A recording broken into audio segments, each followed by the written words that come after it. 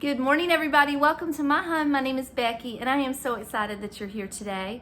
So I have found myself with an unusually empty house today. It's Saturday. I don't normally film on Saturday unless I do have an empty house. Lily did not come home this weekend. David is out in the garage. I'll tell you about that in a second. But I thought, well, since I have an empty house, I might as well film a little bit and take the opportunity when it's given to me. So that's what we're gonna do. You might hear sawing in the background because David is out in the garage and he is building a project. I'm so excited. I did not ask for this. This was not anything that I requested, but he watched my video where I showed you the shelf that I had purchased for Lily and how sad I was to be giving it away, to take it to her. And he took it upon himself to go out and get all the materials. He's gonna build a replica of that shelf for me to put in that room. So yeah, just when you think he can't get any sweeter, there he goes and does something like that. So I'm so thankful for everything that he does for me and all these beautiful pieces that he builds for me.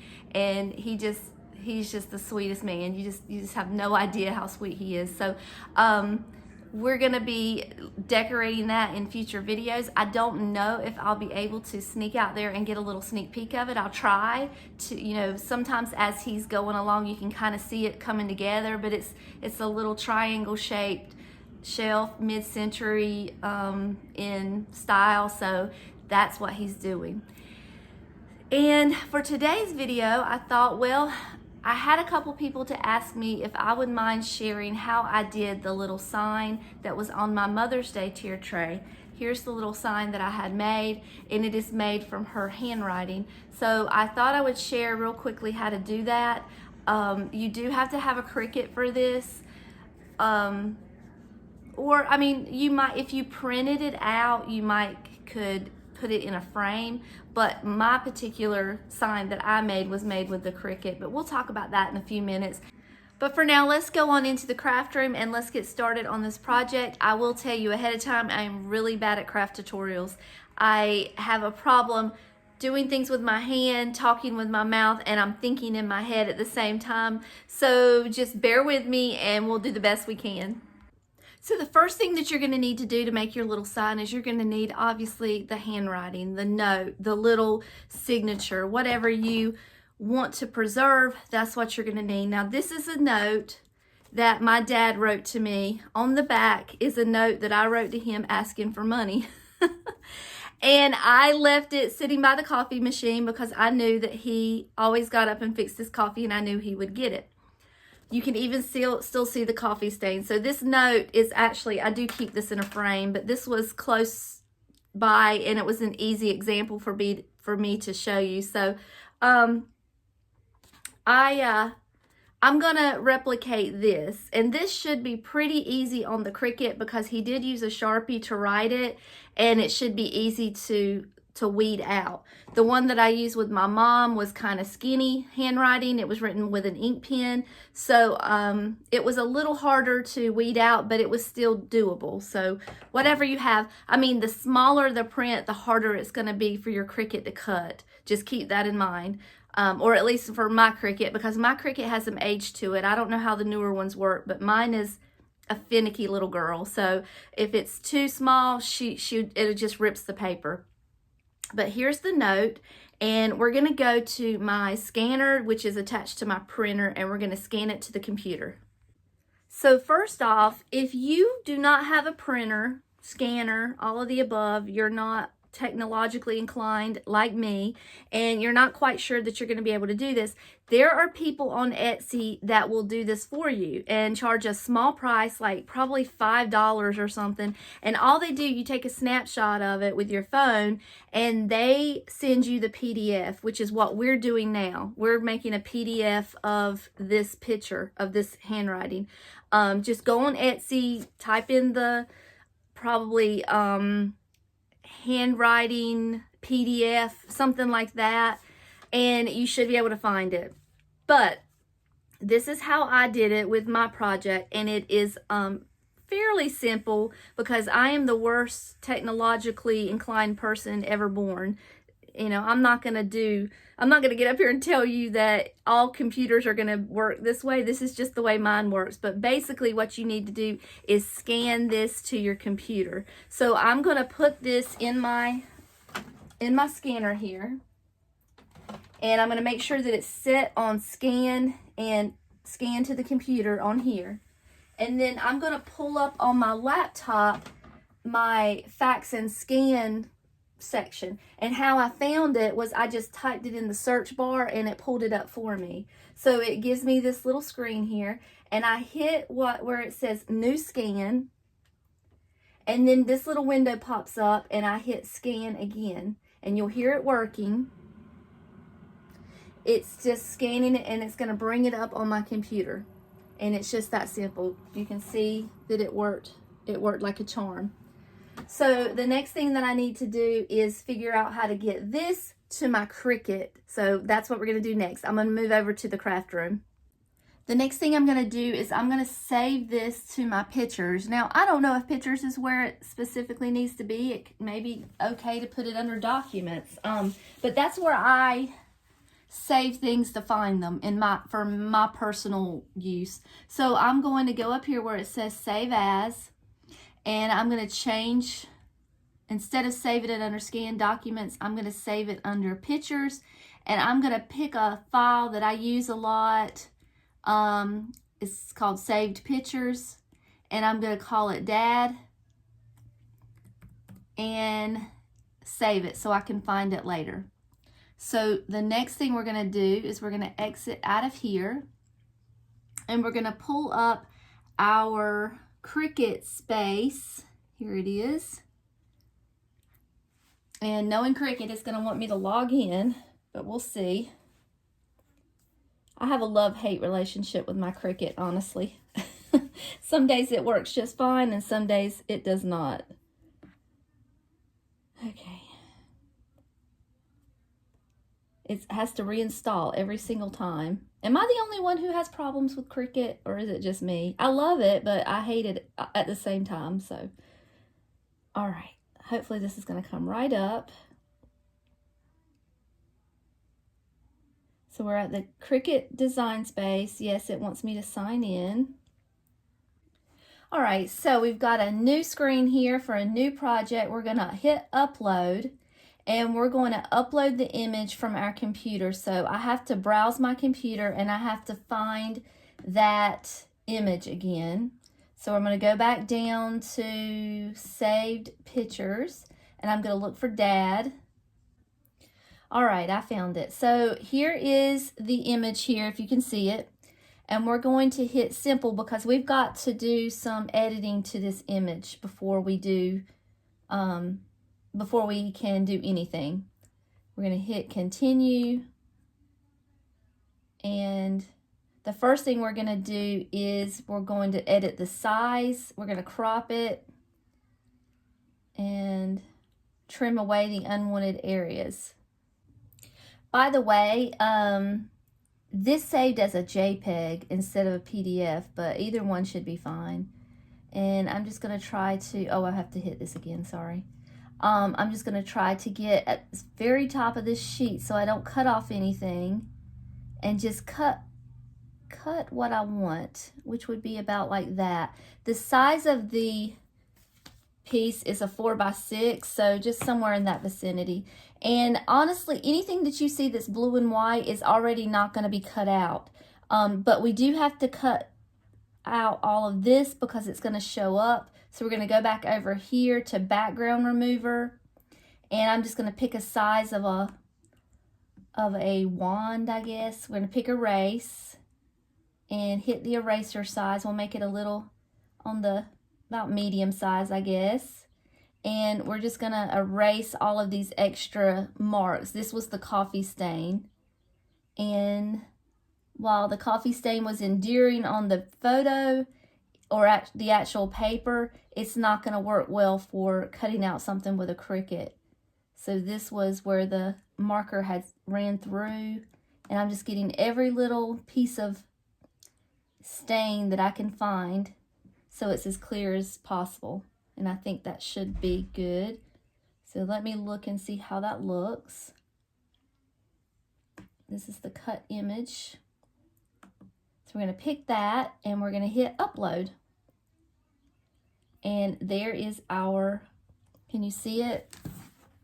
There it is uploaded to our Cricut. So then we're going to add it to the canvas down here at the bottom. And we basically just have to size this to fit our piece of canvas. Now, even though this is 4x6, let me change the camera a little bit so I can talk to you.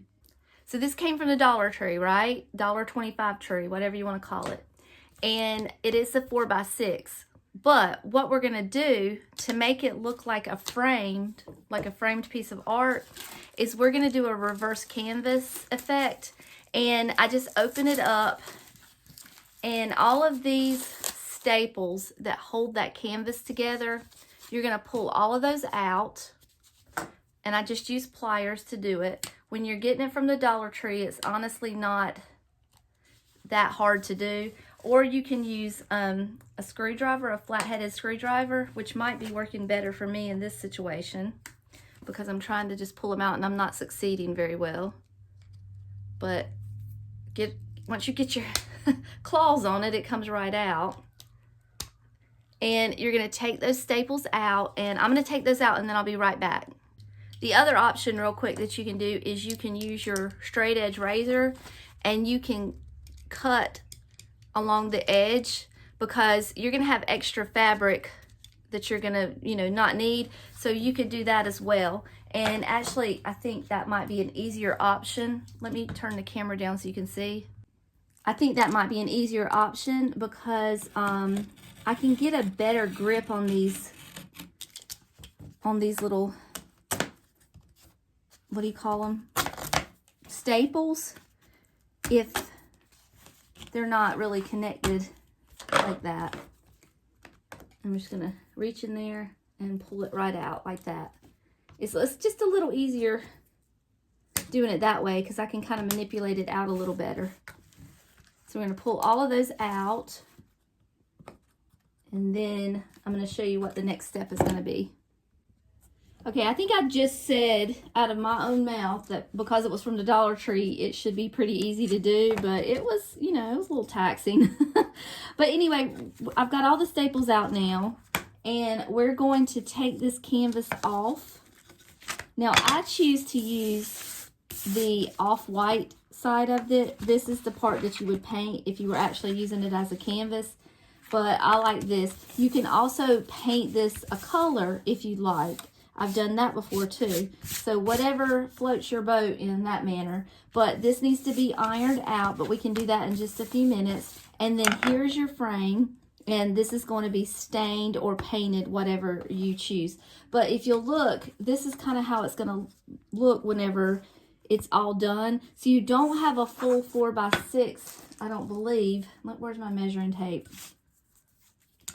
You've got 5 by 3. So your image does not need to be bigger than a 3 by 5 because even though this measures 4 by 6, this in here is going to be smaller, and that's where you're going to put your image. So we're going to come back over here to our computer. Let me pull you back up a little bit, and we're going to size out about a 3 by 5 or less. Okay, and then we should be ready to cut pretty soon. I went over way too far.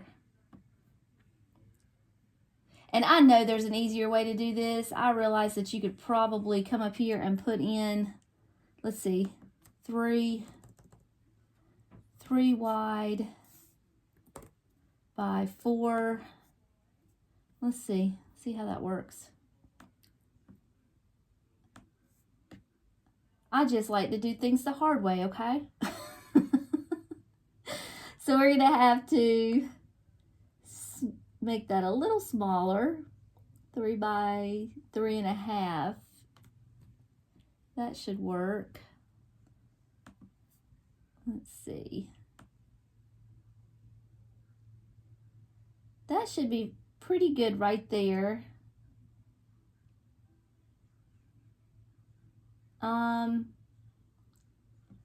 Yeah, that should be fine. I missed some of the, if you can see, I missed some of the little marks, so that's going to cut out, but it'll be okay. It'll just add to the character. All right, so let's connect it to our Cricut. So currently, the only Cricut pad I have is this really long one that's sticky, so we're going to have to use this long one. But we're going to use iron-on transfer. So you're going to put that down. Remember when you go to hit make it, that you do reverse the image when you're doing iron-on. That's very important. I don't know. Come on, quit asking me questions. Okay, so I'm going to put this in. We're going to reverse it or mirror it right here. And we're going to get it cut out. So, oh, and the other thing is you have to set your dial for iron-on, because if not, it'll rip that all up, because you don't want it. It's got to barely cut that iron-on vinyl, but it's just delicate. It's more fragile than your typical stick-on vinyl. While that's cutting, you'll hear it back there dancing in the jitterbug in the background. We're gonna stain our little frame, and I'm not even gonna pull a paintbrush out. I'm just gonna put a little bit of stain on a paper towel. You can use, like, this is gel stain, or you can use like a brown paint and just rub it on and rub it off, and it'll dry so fast you won't even know what happened. I did, by the way, just so you know, I used a brown vinyl because that's what I had, but you can use whatever color you want. Make it special to your person that you're remembering with this handwriting. And I thought brown would be a good color for my dad. So I'm gonna put a little bit more on here. And doing it this way is just a quick dry option for you, so we can get started pretty quickly after the vinyl's cut. The most difficult part of this project is going to be the weeding, and as you can see, you can probably not even see anything, but it is so hard to see where this thing cut. But I did pull a little bit back here with my little weeding tool, and that's going to be where we're going to start, and we're just going to start weeding out everything to form the letters. Now, because the original handwriting was so thick, it may not be what you would consider perfect, the letters anyway, because like the D, I can already tell is not going to have a little space in there, but that just take your time. I did turn on the light. I may need to go get my glasses because it is going to be hard to see, but don't rush it. Just take your time in and pull it all off. And then I'll work on this and I'll be back in a minute.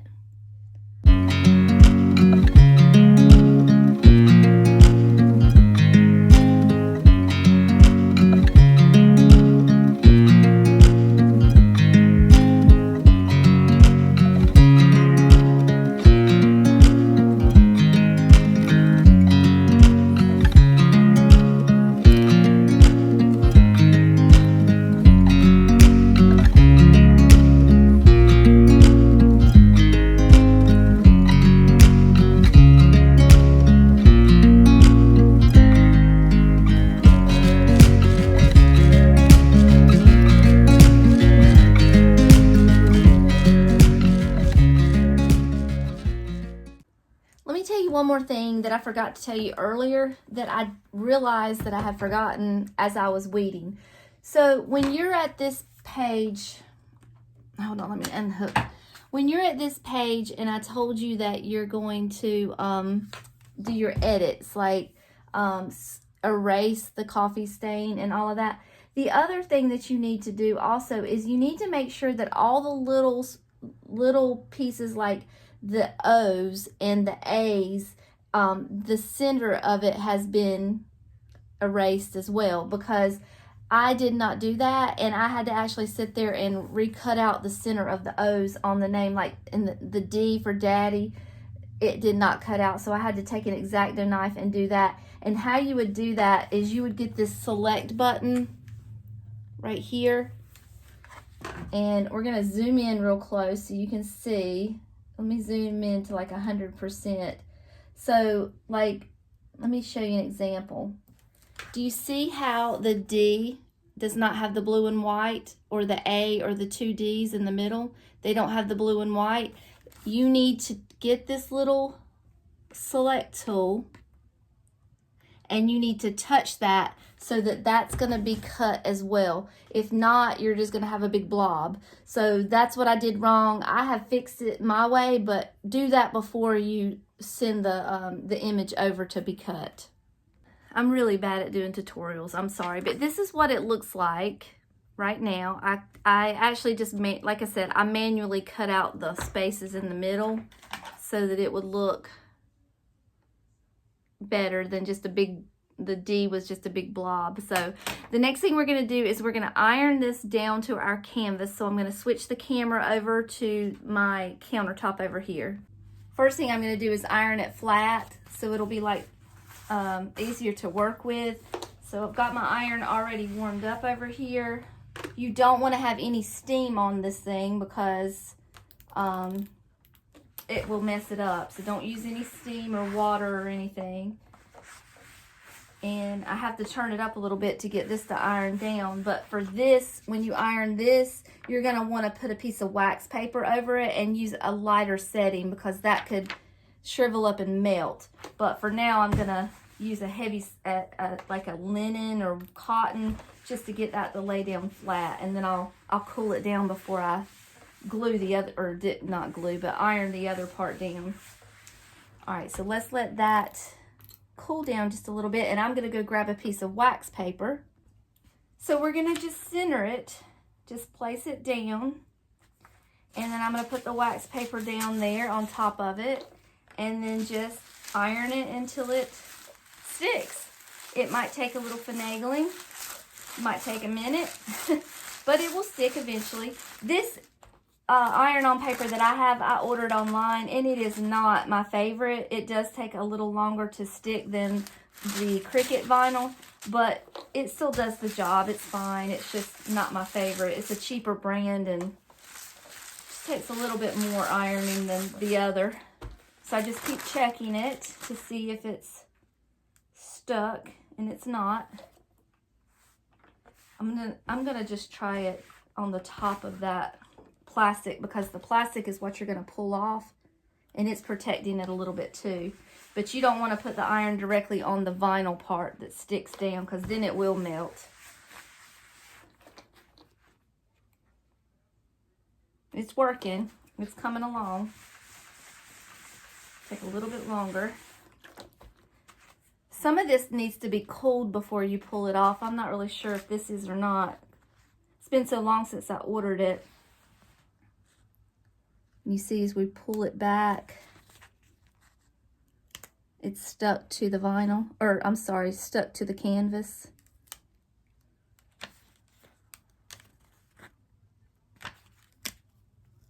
There you go. You see it? And then, uh-oh, we need to do Daddy a little bit longer. The rest of it's on there, but Daddy didn't stick.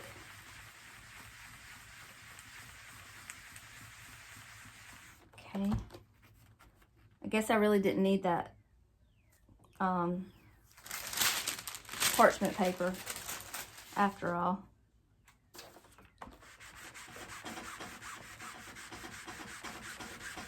All right, now come on, stick. This is going to take a little bit more work. I'm going to keep trying to iron that down, and I'll be right back. All right, so it's all on our vinyl here. I don't know why I keep calling this vinyl. It's on our canvas.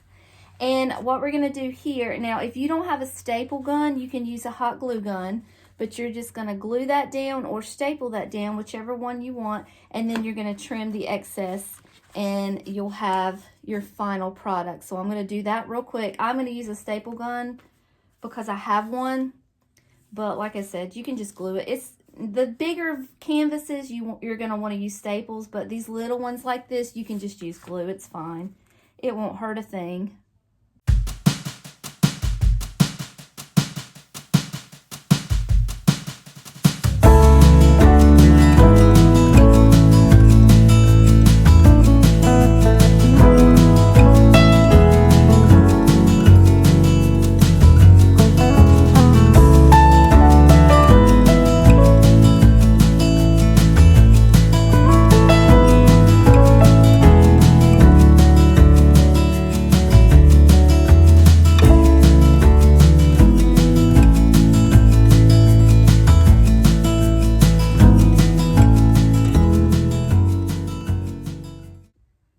on second thought, if you're doing a canvas this small, just do the glue, because it is kind of hard to get the staples just right to where it's not, you know, going too far into the canvas and too far over the side. So I've done all different sizes and I've always used the staples, but it is easier to just use the glue, just some hot glue for that. But here's the final product. Let me grab the one for my mom. This was the one for her, and these will be great tier tray accessories if you're doing like a Mother's Day or Father's Day tray, or if you just want to do a big one, or whatever you want to do. If you go on Etsy, there's lots of options. I mean, you can order cutting boards, you can order necklaces, jewelry, all kinds of stuff with the handwriting of your loved one on them. Just go look and see what appeals to you and what you like. This was just something that I came up with, and like I said, the original idea started with an ornament. So I got a little round ball ornament, and if I had it here I'd show you, but I gave them all away, and I just put a picture of my mom on the inside with a little bit of snow and gave them away as Christmas gifts, and, you know, of course decorated the top, and they all loved them. If I can find a picture, I'll insert it, but I'm gonna have to go deep into my picture stash to find it, because it's been a long time since I made those. So all right, so we're done with this project. Hopefully I didn't make it too confusing for you, because you know, as I craft, I'm learning as I go, so sometimes I mess up and I have to go back and fix it or go back and explain. So I don't want you guys to be discouraged if you don't have a Cricut, or if you feel like you can't do this project. Although if I can do it, honest to goodness, anybody can do it, because I'm the worst. I'm the absolute worst. But there are so many small business owners out there, such as Erica's Embroidery that I told you about a few videos ago, that would love to be able to make a project like this for you. All you have to do is reach out to them, like on Etsy or Instagram. Just, you know, go check them out. The ideas are endless. I mean, you could do an apron or a dish towel with your grandmother's recipes written with their handwriting. I mean, there's all kinds of things you can do. You just have to do the research and look for it. And I'm sure these small business owners will be glad to have your business. So don't let it stop you if you don't have a Cricut, or if you feel like you can't do it. You can come up with an alternative option. You can also just print it out and frame it, like I have my dad's note over there. That is the original note, obviously. So I do have that framed, but you know, just come up with something fun to do. But for now, that's all I have for you today. I hope you enjoyed this video. I know we didn't do much decorating, but I do plan to do some more rearranging in the house. And I also have that new shelf coming up that we're going to be decorating soon. So I'm excited to share that with you. But for now, I love you all, and I'll see you later. Bye.